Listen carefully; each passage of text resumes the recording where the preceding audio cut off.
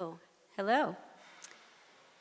Hello, and thank you for coming tonight to this artist panel featuring 4 artists from the New Neighbors exhibition. My name is Deborah Barkin. I'm the creative director here at the Berman Museum of Art. And I'd like to give you a little bit of background on the New Neighbors exhibition, and then a little bit of background on each of our speakers, and also invite you to take a look around at the exhibition. This exhibition sort of has roots in an exhibition that was presented here in 2014. It was called Good Neighbors, and it featured 11 artists from the greater Philadelphia region. And my co-curator, Lauren McCardle, and I decided to iterate off of that show from 2014, and we invited 4 studio artist faculty from Ursinus and asked each of them to, in turn, invite an artist from the greater Philadelphia region whose work they wanted to see their own work in conversation with. And our thought was that there are so many artist communities in the greater Philadelphia region, and sometimes they intersect or overlap, but often they don't. And that this was an opportunity to build connections and to build community at a time where sometimes our interactions can be more virtual than face-to-face. So that was sort of the idea around all of these new neighbors. And I would also like to thank Ursinus College and the Philadelphia and the Philip and Muriel Berman Museum of Art. Would also like to thank Pennsylvania Creative Industries, which is powered by the Pennsylvania Council of the Arts, which is a state agency funded by the Commonwealth of Pennsylvania and the National Endowment for the Arts, for their generous support of this exhibition. So I am going to read short bios of each of our artists, and I'm going to read them in the order that they will present their work, and then we'll have a conversation and an opportunity for you all to ask questions. Sarah Kaufman holds a bachelor's from Haverford College and an MFA from Virginia Commonwealth University. Solo exhibitions of photography include St. Joseph University, Haverford College, Bowdoin College, Notre Dame University, Soho Photo and Porter Contemporary Galleries, and she's participated internationally in group exhibitions. Her work is held by permanent collections, including the Pennsylvania Convention Center, Haverford College Special Collections, and Procreate Projects, which is in the UK. Kaufman's work has been reviewed and featured in Arts News Magazine, the Philadelphia Inquirer, Visual Studies Journal, Huck Magazine, and more. Her monograph, Devil's Pool, was published by Daylight Books in 2021. Kaufman is an associate professor of art at Ursinus College, and she lives and maintains a studio in Philadelphia. Chad State's photographic practice sits between dream and reality, interior and exteriority, private and public, and the abject and sublime. Through the use of narrative, light, and color, States creates works that hold these contradictions together in a harmonious whole. States holds an MFA from Tyler School of Art and a BA from Evergreen State College. He has been included in exhibitions at Clamp Art, New York, Blue Sky Gallery in Portland, Oregon, Randall Scott Gallery in Brooklyn, Greg Kucera Gallery in Seattle, Washington, and LVL3 in Chicago. David Aipperspach is a painter based in Philadelphia. He's been included in recent solo and group exhibitions at Chart in New York, Fleischer Ullman in Philadelphia, Pete Projects in Philadelphia, and Helen J. Gallery in Los Angeles, the Woodmere Art Museum, the Berman Museum of Art, Westchester University, and elsewhere. His work has been featured in New American Paintings, Title Magazine, and the Philadelphia Inquirer. Aipperspach has been awarded residencies at Anderson Ranch Art Center, the Vermont Studio Center, and the Ora Lehrman Charitable Trust. He received an MFA in painting from the Rhode Island School of Design and a BA in landscape architecture from the University of California, Berkeley. For decades, the life and art of Philadelphia-based painter Sarah McEneaney has been symbiotic. Sarah's autobiographical subject matter presents an unpretentious approach to rendering people, places, and things with vibrant, meticulous, and detailed brushwork. Sarah's paintings are an invitation into the story of a life lived. Sarah McEneaney was born in Munich, Germany in 1955. She graduated from the Pennsylvania Academy of Fine Arts and to this day lives, paints, and commits herself to the community of Philadelphia. McEneaney has had solo museum shows at the Institute of Contemporary Art in Philadelphia, Mills College Art Museum in California, and the List Gallery at Swarthmore.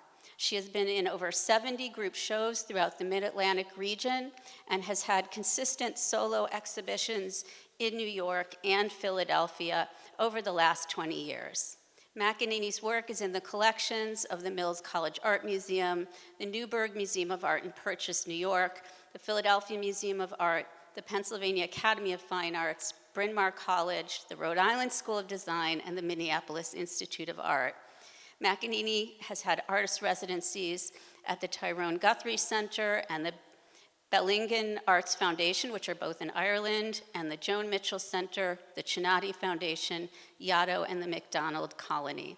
Sarah McEneaney is represented by Locke's Gallery in Philadelphia, Tibor Danaj Gallery in New York, and Tamor Gran Projects in Dubai. So please join me in welcoming our 4 artists from New Neighbors.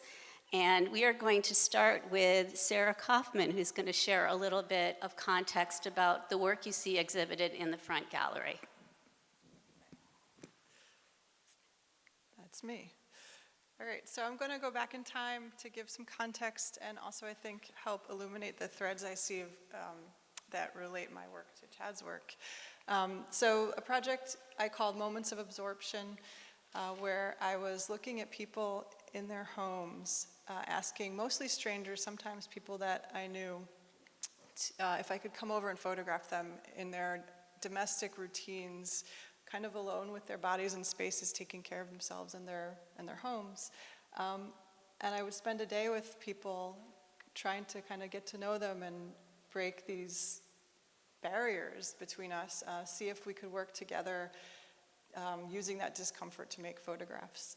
And this project, I think, was about 6 years long. I photographed in New York City, Richmond, Virginia, Boston, and Philadelphia. Towards the end of this project, when I was showing the work a lot, a mentor of mine in New York asked me if I had seen this Emmett Gowan photograph. And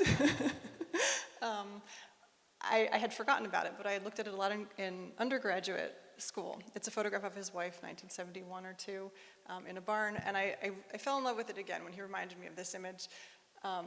The intimacy, the vulnerability, and this feeling for me that the space had kind of fostered those moments.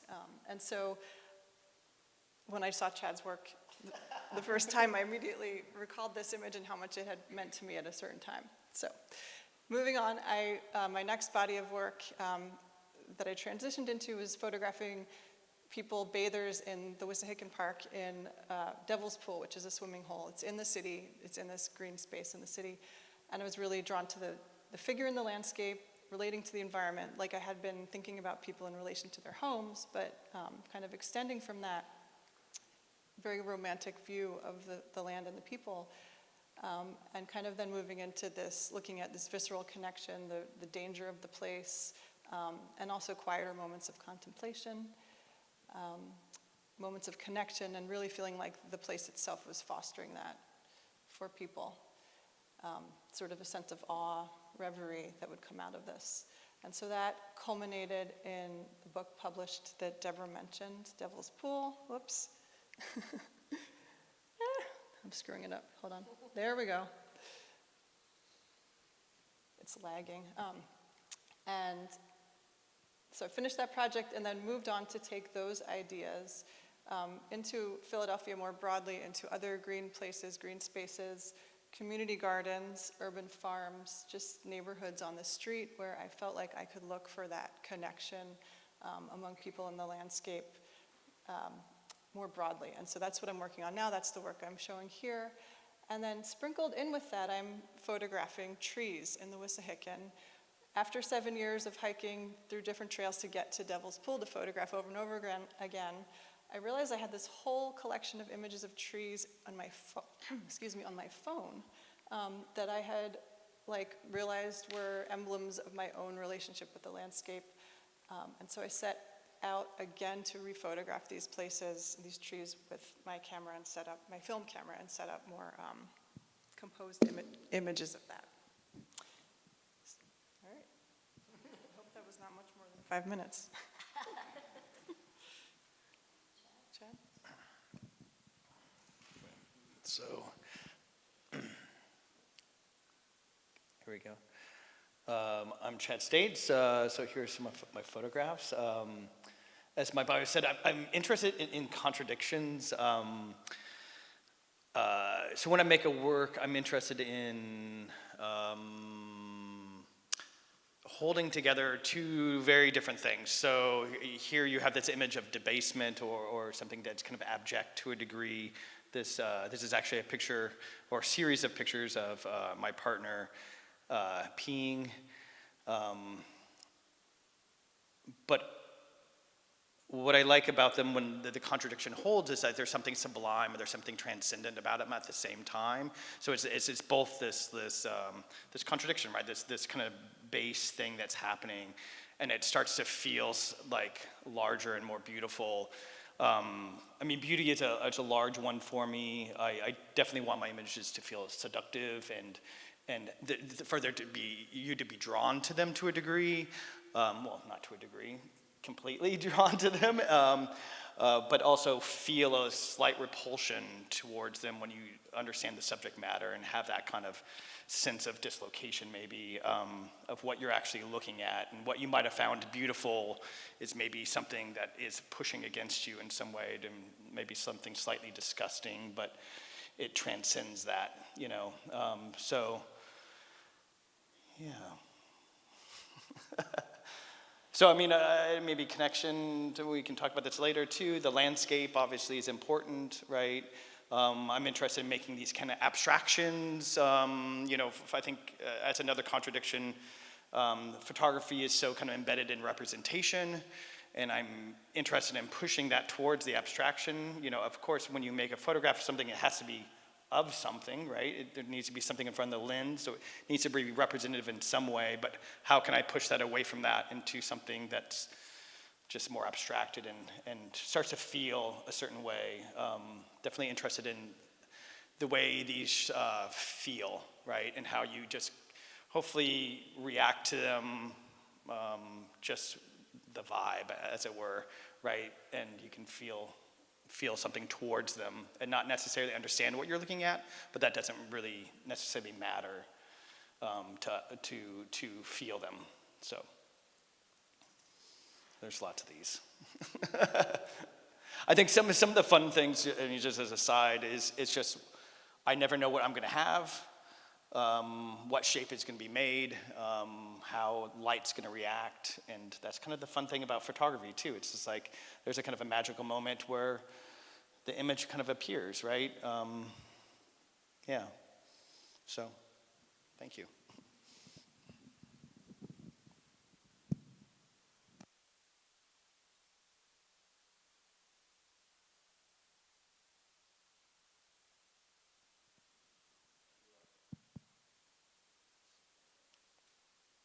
I don't have slides actually, so feel free to just look around, let your eyes wander as I speak to you.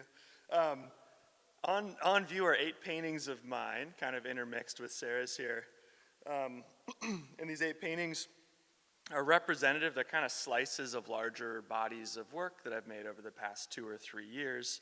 I typically work in that way, so they're just to organize studio activities. I'm kind of like, okay, I'm working on this body of work, and then kind of motifs emerge within that, and then you see some repeated elements in the room. I tend to like iterate things and investigate them in different ways. So all these paintings are made simultaneously, despite, you know, some different things going on in each of them. Broadly speaking, I guess I'd call myself a landscape painter with a bit of a conceptual bent, I suppose. As Deborah mentioned in my bio, I have a background in both landscape architecture and painting, and a lot of my creative interests are kind of like in the middle of that Venn diagram. So from landscape architecture, you pick up like a fascination with like site-based analysis, like being in the landscape and drawing, but also kind of recording details in like diagram form with various tools that you use to perceive and measure spaces. A passage of time is a theme in painting and also something that landscape architects think about, as well as these kind of dueling renderings that are used to record what's there, and then this kind of tool set to make renderings to record like a future state of a place or kind of invent a fiction in that way. I think that when you are like early, like some of our students here, like the kind of brain state you're in when you like first fall in love with something, in my case that was drawing and painting, and doing it in the context that I was in like landscape architecture studios has always sort of stuck with me. You know, despite my work kind of manifesting as oil paintings for the last decade or so. These couple with like more naturalistic color are all made in this particular area in West Fairmount Park in Philly. So I'll kind of like schlep my easel into the woods and make these like small studies. CIE 100 people, my favorite text is God is red. I have like a really intense, like spatially based like relationship with this particular little niche of woods there where all these paintings come from. So I spend as long as it takes to record as much information as I can on a small scale and then bring those back into the studio and make the larger works at 1-to-1 scale. The other works, kind of more stylized color, some of these like paintings of paintings with these trompe-l'oeil frames and other light elements. Those are all sort of begin with a sketching habit I have on the other side of town, on the Delaware River, near where I live. So they start with these little sketches, but then in making those, I employ a lot of kind of conventions of like romantic 19th century American landscape painting, deep space, pastoral light, kind of those cues that if you know the history of painting, you might be able to pick up on. And I guess what Chad was saying with his interest in contradictions, that was sort of the fuel for those as well, where I was interested in this kind of like timeless, deep space that gets like flattened and kind of corrupted in a way by this other information of this light and shadow that's kind of scrimmed on top of that.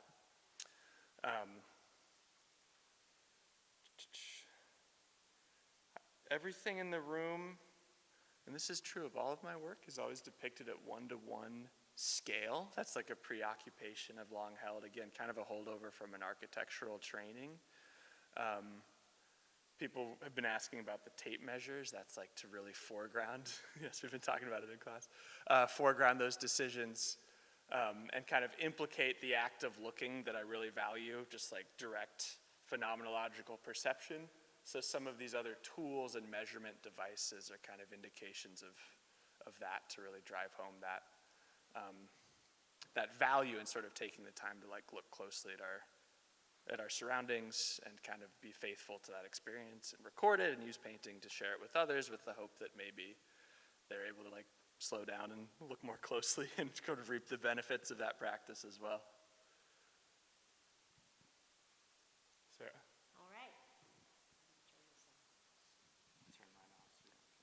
Hello, everybody. Thanks to the Berman for letting me be part of this and for everyone for coming out tonight. What do I push? Oh, okay, thank you. So I just included a couple, maybe 5 or 6 images that were painted around the same time as most of these, but slightly different imagery. Like has already been said, my work is autobiographical, but I think of it not as documentary, but as I like to call it creative nonfiction, because while it's definitely of my life. It's embellished and fantasized and made up, and there's a lot of that gets into it other than it's not strict reality. This painting is, I'm gessoing a panel while I'm watching the January 6 hearings, which are playing on my computer, sitting on the can of Kills paint. And this painting, and most of the ones here, also there's a lot of collage in them. All the paintings within the painting that are my paintings are actually photographs of the paintings that are shrunken down in the computer to the right size and then printed out on rice paper, collaged onto the panels, and then touched up with paint. So I'm able to retain my hand but get really fine detail, which is something I really like to do. I also, I've lived and worked in the same building in Philadelphia for 46 years. And so I'm in the same neighborhood, which was a real rundown industrial neighborhood when I got there 46 years ago, and has now become a much more lively and lived in and populated neighborhood. And I'm one of the founders of the group that got the rail park. I don't know if anyone knows the rail park in Philadelphia. So I've been very involved in community work in my neighborhood, and I've made a lot of paintings of the rail park. There's another one sort of coming off the rail park and a view of the neighborhood.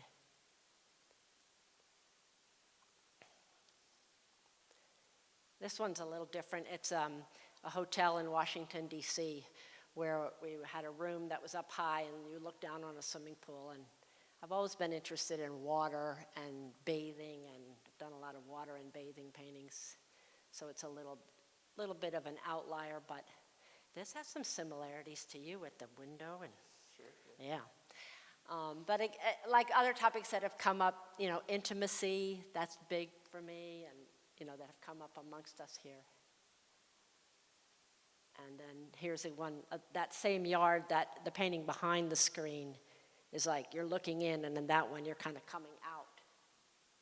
So there's a lot of, you're looking out. It's a lot of referencing my own work and sort of myself as I age and as I change and as the neighborhood changes, and that's pretty much what my work is about. I think that might be the last image. Oh, there's another one. Okay, another that showed sort of I like to show my home and the neighborhood in the background. There we go. Thank you. Thank you. Thank you all. Sarah, you mentioned intimacy, and when I was thinking about this grouping of all of your works, these themes of intimacy with one's surroundings, whether it's the interior or exterior of your personal space, your home and studio, or the landscape that you walk through every day, or plant in, or schlep your supplies into the park. Or I think I'm remembering correctly, Chad, that your series that is featured in this exhibition are all taken in the same general area, and also intimacy with animals. In the case of your painting, Sarah, intimacy with your partner, Chad, intimacy with people and place. And I wonder if you can reflect a little bit on how you see that factoring into your work, if you do.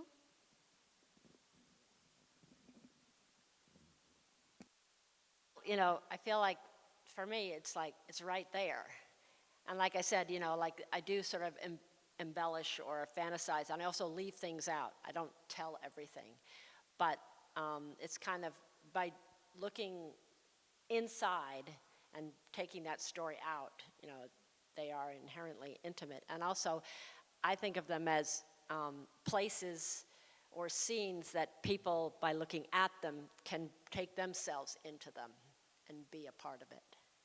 And I see that with everybody's work here. I think in part it's just sort of us as artists demonstrating it's a value judgment in and of itself to pay attention to something really closely that's close at hand. So in my case, I don't know, I feel like I have a relationship of sorts with those rocks just because I look so closely at them. for a certain amount of time and encountered a couple dozen people who like watched me do it out in this like public space. So I feel like practices such as ours are in some ways an antidote to all the complaints we have about our immaterial lives and virtual existences that frustrate us in particular ways. So paying attention to what's close at hand and working on the rail park or spending time at Devil's Pool are all just sort of examples of artists making their work, but in doing so also demonstrating a way of being that's valuable in relation to, but even separate from the art, just by choosing how to spend our time given the freedom that artists embrace. Yeah, I think what you said about like this hope that somebody else might put themselves into your work or like connect to your feeling of intimacy, I think that's something that's like a lofty goal. I feel like I also have, like, you know, when I revisit the same rock or landscape over and over again and feel like I've developed a relationship with it, like how can I invite someone else in through this two-dimensional object I'm making?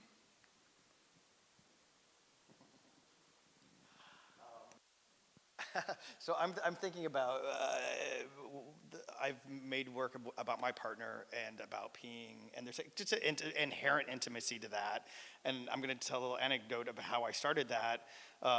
You know, when you live with someone and you're very intimate with them, and I saw his underwear on the ground, and it was stained by his body. And at first I was disgusted by this sight. I was just like, you know, dude, pick up your underwear, right? You know, like I don't want to see this thing. But at the same time, I found it really beautiful because these were marks that my partner was alive, that he was living, and his body was making these things, and this is something to be celebrated. And so I took that thing that was actually quite disgusting, and I was like, okay, and it became a kind of fixation in a way where I watch him pee, and there's an intimacy just to watch your partner do that, you know. I know people close the door, they don't want anybody to see anything, and it's like living that kind of openly, I guess. I don't know how that connects, but this is how I'm thinking about intimacy in particular, so. Sarah showed that great Emmett Gowan image. Yeah. And then there's that great Alice Neal. Do you know that Alice Neal watercolor? And I think her partner at the time is peeing in the toilet and she's peeing in the sink. It's great.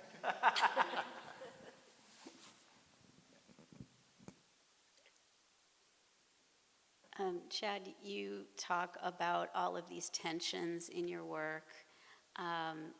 And one of the tensions you talk about is representation versus abstraction. And one of the things that I've really loved about having this exhibition up is watching people watch your work and regarding it as abstraction, and then suddenly realizing what they're looking at, and just like this, usually a smile or a giggle that may be a little uncomfortable. And I think that is what comes from very intimate work, is that that level of discomfort, because maybe we're not so comfortable as a culture with intimacy, and that there's something about witnessing intimacy that can cause such a reaction. But there is a kind of push-pull in a lot, I think in all of your works in different ways, with ideas of abstraction and representation. Sarah M., you mentioned that your works are sort of creative nonfictions as much as they're documentation. David, you've mentioned this one-to-one ratio that's recorded and testified to with the measuring devices that you place in the foreground, but at the same time, the way you document rain, for instance, is not the way I see rain when I was driving to work this morning, right? It becomes a kind of abstract pattern that veils this, this closely observed scene. Sarah, I remember thinking, before I saw your home and studio, that you were really playing with space because the angles are all so weird. And then when I was in your studio, the angles are also weird. And Sarah, your photographs, you zero in on the crook of an arm, or a rotten cantaloupe or something that becomes very abstract. So I wonder if you might talk a little bit about these tensions between representation and abstraction, or how you think about those issues when you make work. I'll begin. So, for me, I think abstraction. I think there was an impulse to try to move away from the specific, I think, or that representation it's always of something. It's like it has to be about something, and I wanted to get away from that. I think probably, a lot of these photographs are coming after COVID, and kind of having this kind of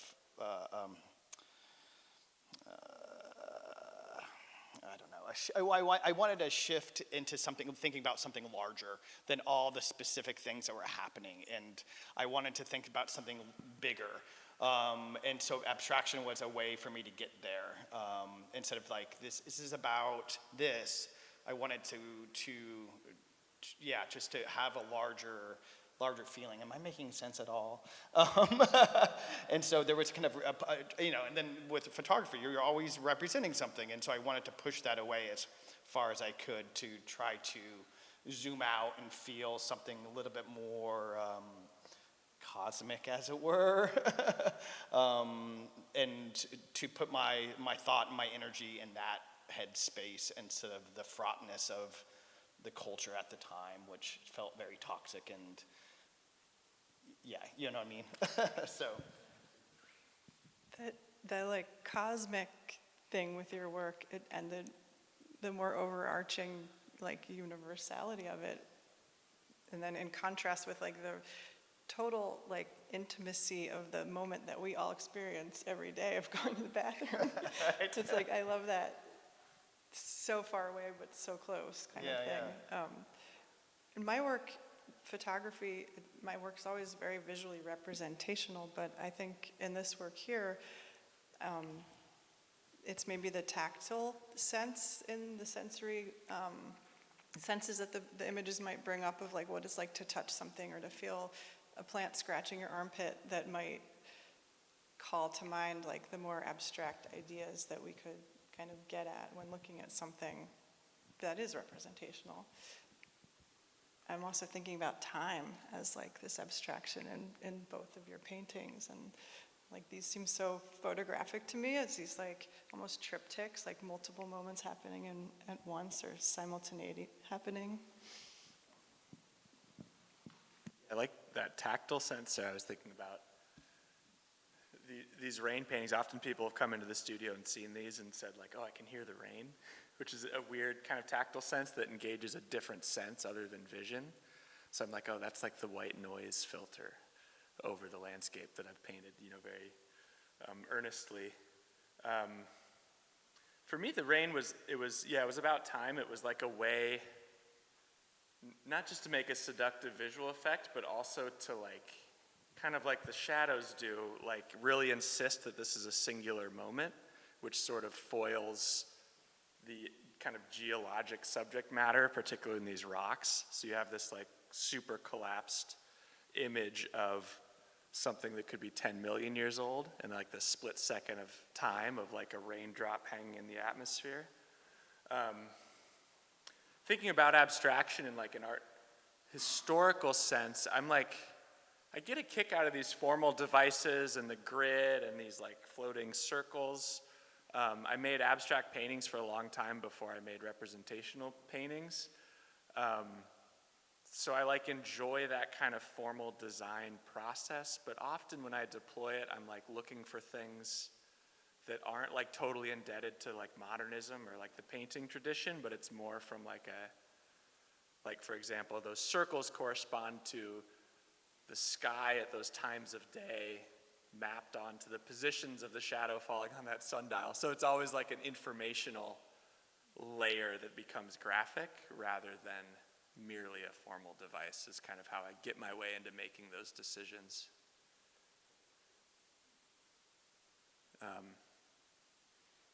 I don't know. What do you have to say about that? Well, What are we talking about? Time oh, and abstraction. and abstraction. Yeah, but I mean, time, of course, is big for me. I think it's big for all of us here. But you know, I always think of abstract elements as I'm painting. You can't help but not, although my work is very representational. But you know, then when I do my studio floors, I get to be an abstract expressionist. I'm flinging the paint and get to have fun there.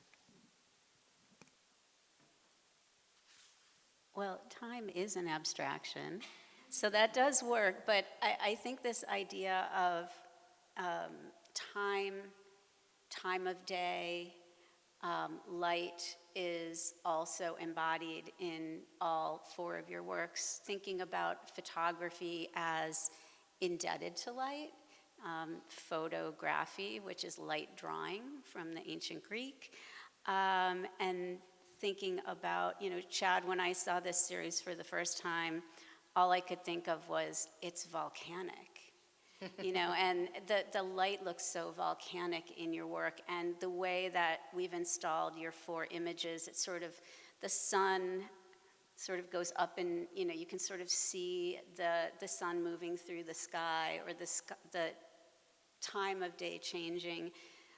Sarah, your paintings especially that have self-portraits, you know, repeated in them, sort of seem to demarcate, you know, this is what I started my day doing, this is what I did next, this is what I did next. Your titles often reference time of day, or just the quality of light that you use. David, you've already talked a little bit about how you're using devices that record or express time, whether it's a literal sundial or it's these other kinds of framing devices and this kind of vivid light and shadow. So I wonder if you can talk a little bit about the role of time and time of day or light in the way that you work, or in these bodies of work?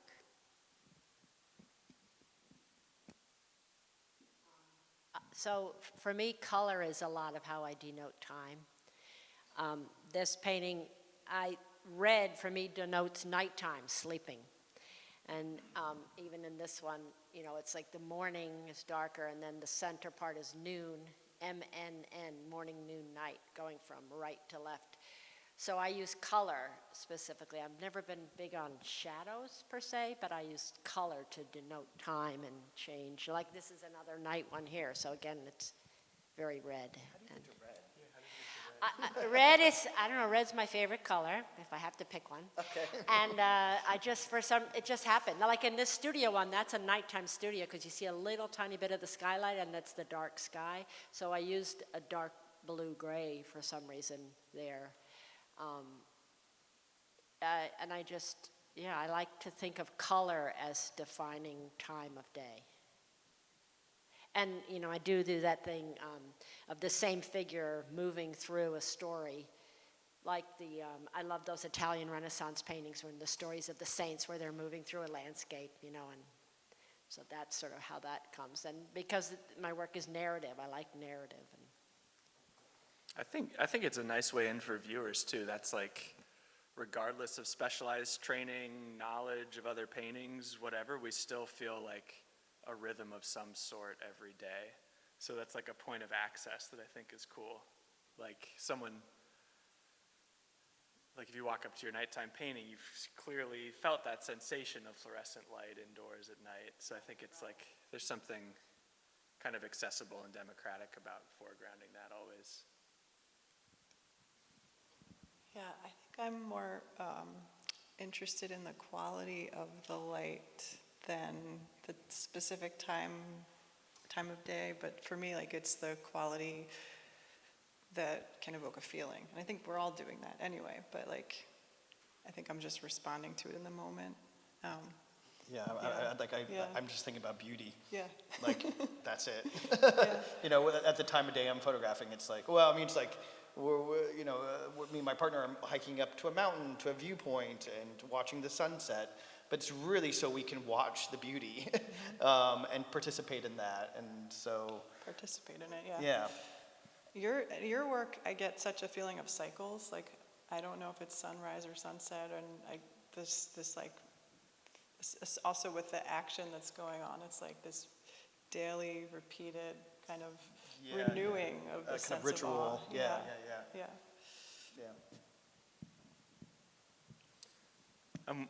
I've been looking around the studio lately, and I'm working on some new paintings. And last week I was asking myself, like, why is it always dusk? And I was like, oh yeah, because like stuff's more beautiful then. Like shadows are long, the light is golden and lovely, and things are changing quickly. I mean, just as a personal goal, I love to be able to watch the sunset every day. Yeah. You know what I mean? And like, what that does for me internally is magical. You know what I mean? It's like, it's if I can do that every day, I feel pretty good.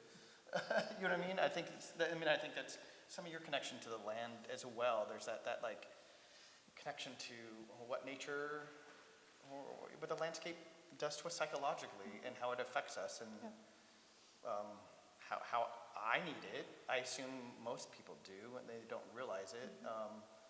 I mean, I live in Philadelphia as well, and it's like, it can be a rarity, you know, it can be a very, you know, and so I have, you know, but Fairmount Park is like this epic space. It's like, it's incredible that you can get lost in that space, and like, for me, it's very transformative. They call it nature bathing. I don't know if you've heard that term. Recently, yes. Yeah.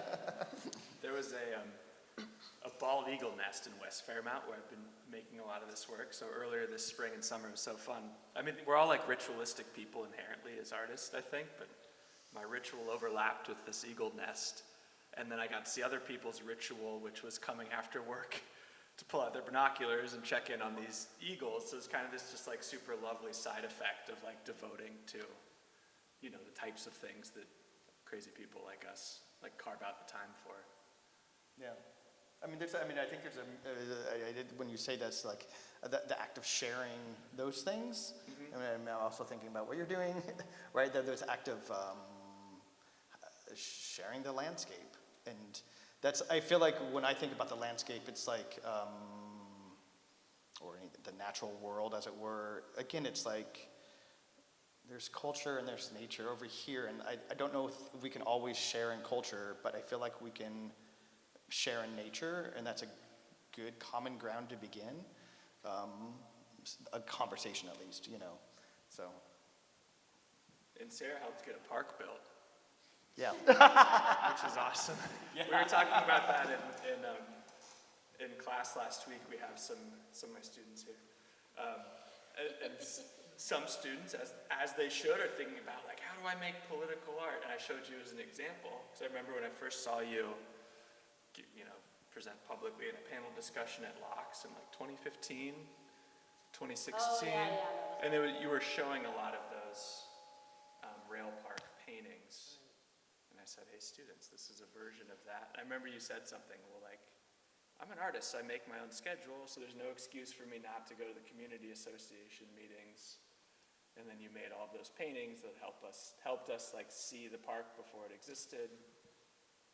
I'm simplifying dramatically, I'm sure, but now the thing exists, and it didn't at that time. I like hearing your take on it, sort of, because, when you're in the midst of something, you don't always know.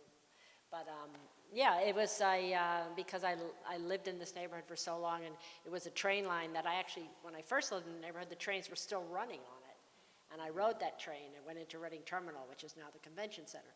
But, and then I walked on it when it was abandoned, and then, partly inspired by the High Line in New York, myself and another neighbor said, we're going to start a group. We're just going to start a nonprofit and see if we can get this thing going. And we just mostly got it going by just pestering every politician, every nonprofit, every funder, every person we could think of. And, and today it's a park. And there's still a lot more to build, but yeah. And so it's my community work and my paintings just kind of got intertwined. Do you think about your work as political? Well, yeah, I think living and breathing is political. Okay. And I do think doing community work is political, you know, the act locally, think globally maxim. And then, you know, and then I have done other things that I've always been very politically engaged, and I've worked on, you know, volunteered and stuff. And that work creeps into the paintings in other ways too, sort of more subtle But ways. it's I would say it's very subtle that Yeah. you know, and I guess I'm curious about the student. How do we make more political work? And my answer to this is make it less political. Actually, it's my gut reaction, but I'm curious at like how you see everyone else sees their work in that realm. Yeah, I guess I'm thinking about my Devil's Pool project, where, well, I think students often hear the word political and think it has to be about current events or politics or something, right? Right. Just like the other ways we can think of that. But my Devil's Pool project became political in a way because I felt like I was looking for this like romantic connection where people from all over the city can come and be together in the woods. But it became politicized, I guess, because there was controversy around like using the park that way, or who should be doing that, and you know, neighbors not wanting certain types of people in you know, swimming there and things like that. So it had an element that I wasn't anticipating that brought politics into it, brought that along. That goes to what Sarah says. Like you just existing is political. You know what I mean? And You know? especially today, the personal is political. I mean, Yeah. we're being attacked personally, Yeah. all of us, all Yeah, the yeah. time these days. I mean, but I guess it's, in some ways that's and this is me just personally, where it's just like, I feel so inundated by the political that I'm trying to look for things that go beyond that, and that's my salve for the current Totally situation. get that, totally get So that. like, yeah. Well, I think this is a great moment to turn it over to you all for any questions or comments you may have. Does anybody have a question? I was curious about elements of some of the art in terms of composition. In each one of the types of subjects and media used, there is some thought that goes into composition. I was wondering, what elements of composition did you think of when you sort of put the art together? Chad, if you were the people in the triangle. Yeah. I mean, that's happenstance. That's the shape of my partner's legs, you know, and using that as a framing device for the sky. You've done other art, I'm sure. Yeah. How did you think about composition? Oh, God, that's a big question.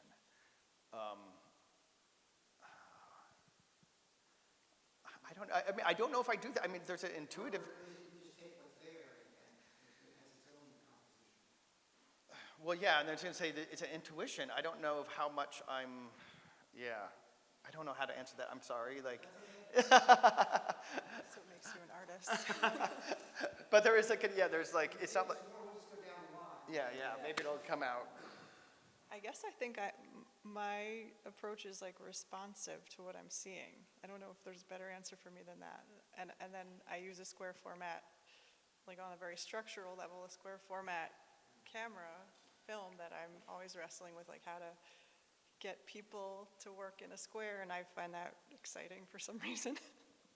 Yeah, I mean, some of it goes like this. Your eye travels down hills, cool. But did you think about composition with regard to the vegetables and the close-ups? Or was it more the subject matter? I think composition's still there. It's still important, but I guess I'm just responding to what I'm seeing, and I'm going to fall back on intuition, I guess. But thinking about like the structure of the image, the light, especially how it's falling, what it's doing, and how I can bring that out somehow. I mean, I'm sorry, I'm going to jump back in to a degree where I am shooting verticals, very specifically verticals, because it's the portrait mode. So I feel like even I'm referencing the human in that shape. So that always is, I think about that. Like I'm never making a landscape, or I'm never going into that traditional landscape mode. I'm always vertical to reference the body in some way. So even when you're looking at it, you're looking at, you know, something more humanoid, and there's a connection to the body there. Maybe I'm getting closer. Yeah, I think one of the connections I see between Sarah and Chad's work is this idea of portraiture, that your work is composed, even though it's highly abstracted, it's composed with this sort of centralized image. And Sarah, one of the first things I thought of when I saw your new series of trees was that they really appear to be portraits of trees. More so than landscapes. You know, the way they're composed really suggests portraiture to me. And I do see that as an interesting conversation or dynamic between your works. And I will say symmetry is always important with these pictures, right? And there's like to me, a reference of spirituality or something with the symmetrical. So that's always taking place, so. Sorry, I'm gonna totally let it go now. Well, composition is pretty big for me. When I do these interiors, I mean, I painted my studio, you see some of the other ones in there, over and over again over many years. And so I might, for a particular one, like, okay, I want to get that couch on the left, and I want to get the painting wall on the right, and how am I going to do that? So I will make drawings and figure out how, and I'm very much, I use architecture, like I know how big a brick is and how the white wall on the bricks is 3 sheets of Homosoap, 4 by 8 feet. So I know, you know, like, and I use things like that to measure and create and build the room, kind of. One of my day jobs used to be as a carpenter, so I sort of very familiar with all the materials and stuff. So I'm very clear about how I compose them, and that is even true on the exteriors, which aren't in here, but, you know, definitely to these interiors. So yeah, I like to really think about how am I composing this image. Oh, yeah. Yeah. Yeah. But, I mean, and I do have all these crazy angles in my place, but I also make the rooms look really enormous. I mean, they're big, but they're not this big, you know. But that's so I can fit everything in that I want to say, you know.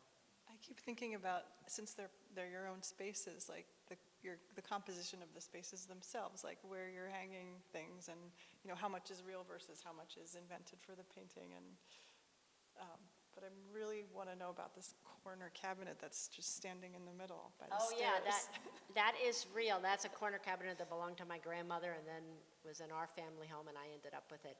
And it does kind of, you know, but there's the stairs come down there and make a little corner with the brick, and it sits there. Yeah. Oh yeah, I like to have some empty space to let your eye rest a little bit with all the chaos, you know. Sarah, before we started, we were also talking about density, like as a formal trait that we both share in part, because we just like love painting, and it's fun to make the whole thing beautiful and account for the whole surface. Like there's some generosity in that for the viewer too, and your work especially, where it kind of holds us in every single square inch of that. To answer your composition question, I'm similar in that I really get a kick out of that, so they often start with a viewfinder tool that I'm looking through, sometimes more elaborate with grids or perspectival lines that I'll build as an aid for looking, and then an aid for like laying out the composition. My notes when I start a painting are like, look like crazy math problems, because I like sort of generating these geometries and games that are kind of the underlying logic for things. So like golden ratios, grids, squares within squares, that's kind of like embedded in all of that as the first step.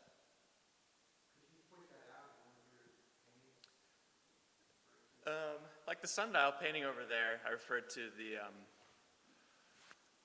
the lines, if they were to continue, would hit the center of each of those circles, and each circle like doubles in area from smaller to larger. Like these types of things that I think give a logic that's in there. In some cases more than others, but that's like, maybe this is my design brain, but I often need to like talk myself into things, and for me that's kind of rationalizing and making logical structures within which I'm making these decisions. If I took a picture of rocks and branches, I don't think I would come up with something that is together as that particular composition. So I find that fascinating. Yeah, that's like a total chaos. Like just the subject itself is so chaotic. It was really interesting to wrestle with how to resolve that and like just keep track sort of what you're looking at and what you're recording when you're standing there trying to make the painting on site. But the branches do get its own structure. And a structure of interest.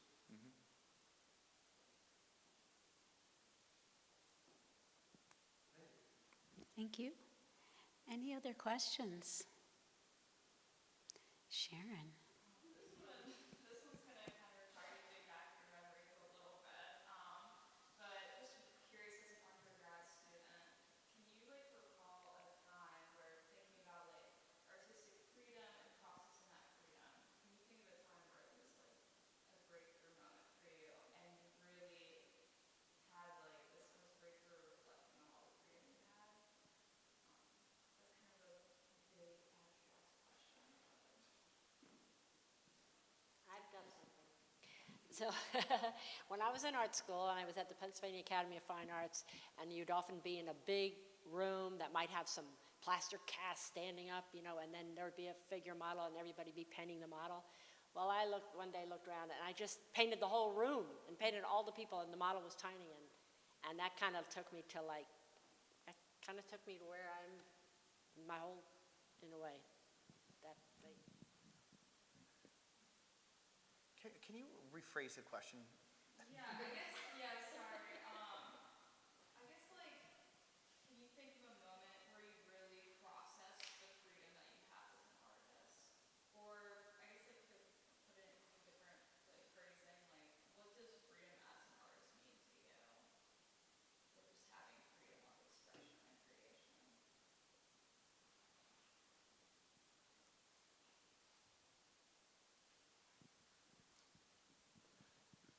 That's a big question, that you all are wrestling with. We talk about that. It's like, oh, I'm an artist. This is awesome. I'm totally free.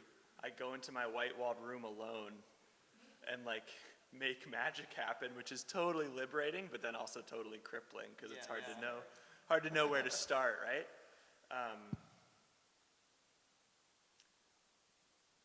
Yeah, I don't know. I don't have the aha moment that you do. How about That's did you beautiful. get from landscape architecture to painting? There must have been some kind of moment. There was. It was a series of classes. I was at a big university, and it was kind of like the most liberal artsy thing I did there, which were these like evening seminars where we talked about painting. It was largely unstructured, but painting just like felt so important all of a sudden. And I just fell in love with like how magical it was when everybody would just like share their work and talk about it. So for me, it was kind of the process of how art got talked about as much as it was making it. And just the environment. I don't know, it just like struck me at the right time and I fell in love with it. I had my work censored once while I was in graduate school. It was the first time I showed the naked photographs, and it was in the lobby of an architectural and design firm, actually, that invited us to have a candidacy show for my MFA program after the first year. And I got a phone call that something weird had happened, and I went to see, and I had like 10 photos all in a row, and each one had a piece of brown butcher paper tacked over it. But they had left just a little sliver on the side and the bottom, so you could like see a foot or something poking out. The eroticism, I love it. And you could like open it. Yeah, and it became this peep show. And my first reaction was like, oh, I'm heartbroken, this is terrible. And then I had the support of my school and my peers and everything, and it was like, this was the very first time I'd showed this, and I guess just realizing that it wasn't gonna stop me, and this was just one little moment. And I love that. I mean, to me, that signifies you're doing something right. You know what I mean? That would be my signal. I'd be like, okay, so someone's reacting in a visceral way that they're doing this, like, I'm onto something. Like, you know what I mean? That's how I would be taking it. I guess guess my undergrad story. I was a painter before I became a photographer. And then I took my first photo class because I wanted to take better reference photos that I was painting from. So I took a photo class, and I didn't think anything of photography at the time. I thought it was like, you know, no offense to Ansel Adams, I like him now, but like at that time I was just like, whatever, you know. And then the photo, which is, this can sound a little contradictory to Grief from what I was saying earlier, but like my photo teacher shows me David Wojnarowicz. I don't know if you know him, or like identity politics photographs. And I was just like, you know, as a little gay kid at 18 in 1993, I was just like, whoa, you can make work about this? Like, photography can talk about this? And then I was instantly sold because that became my window into that, you know, and it's like, oh, I can, and then, you know, and thank God for this professor who was showing me this work, because it gave me permission, hence maybe the freedom to go, oh, I can explore these ideas, which I wouldn't have felt like I had the permission to have that freedom. So that was nice. So, yeah. That's a great question. Well, I want to thank everyone for joining us this evening. Before we disperse, the next panel discussion in this series is scheduled for Thursday, November 6th, also same time frame, and that will be Carrie Freno, who's faculty here at Ursinus, and Sarah Pater, who's faculty here at Ursinus, and their works are in conversation with Nadia Hironaka and Matthew Sueb, whose video Vanitas 2018 is on the far wall, and Tony Bragg, whose large apocalyptic-looking drawings are on this wall. Carrie's faculty bread faces are in the vitrines. In fact, David's face keeps falling over. I don't know what you're doing, David. And Sarah Pater's work are the small, more intimate paintings in the center here. So please come and join us for that event. We also have an event upcoming on October 29th, which is our annual Halloween celebration, and you're welcome to come in costume, and that is featuring the musical stylings of the Ursinus Wind Ensemble. So please come and join us for that. Thank you so much.